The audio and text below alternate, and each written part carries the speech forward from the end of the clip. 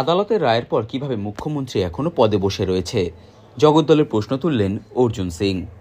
নিশিদিন diagnostic centre, এ complete diagnostic solution.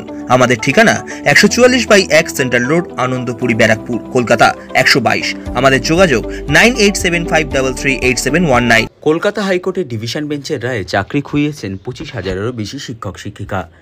সেই রায়ের পরেও কিভাবে মুখ্যমন্ত্রী হিসেবে নিজের পদে রয়েছেন মমতা বন্দ্যোপাধ্যায়, সেই বিষয় নিয়ে জগদ্দলের এক দলীয় কর্মসূচিতে সংবাদ মাধ্যমের মুখোমুখি হয়ে প্রশ্ন তুললেন ব্যারাকপুর লোকসভার বিজেপি প্রার্থী অর্জুন সিং। তিনি বলেন, যে সমস্ত তৃণমূল নেতারা টাকা নিয়েছেন তাদের বাড়ি ঘেরাও করুক, যারা চাকরি খুইয়েছেন তাদেরকে সব রকম সহযোগিতা করা হবে বিজেপির পক্ষ থেকে বলেও দাবি করেন তিনি।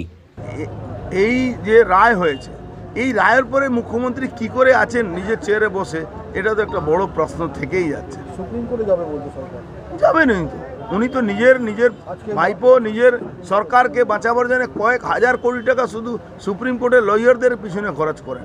ওই পয়সা যদি বাংলার মানুষের জন্য খরচ হতো, বাংলা অনেক এগিয়ে যেত। মুখ্যমন্ত্রী বলছেন যে সিবিআই তদন্ত যেহেতু হচ্ছিল, তাহলে যোগ্য অযোগ্য বাছাই করতে পারলো না কেন সিবিআই? মুখ্যমন্ত্রী প্রশ্ন তুলছেন। যোগ্য অযোগ্য বাছাই হয়েছে, তাই জন্য তো অযোগ্যদের চাকরি গেছে। কি উনি বলছেন? অযোগ্যদেরই তো চাকরি গেছে, যারা চুরি করে পয়সা দিয়ে। আমি তো বলবো কি, যারা যে লোককে পয়সা দিয়ে চাকরি নিয়েছে, এখানেও আছে 70-80 জনের পয়সা নিয়েছিল, যারা তাদের বাড়ি ঘেরাও করা উচিত। আমরা ভারতীয় জনতা পার্টি কর্মীরা সেই মানুষের সঙ্গে যাব, টাকা আদায় করে, কারো থেকে 9 লাখ, কারো থেকে 15 লাখ টাকা। সাধ্যের মধ্যে স্বপ্নের ফ্ল্যাট খুঁজছেন?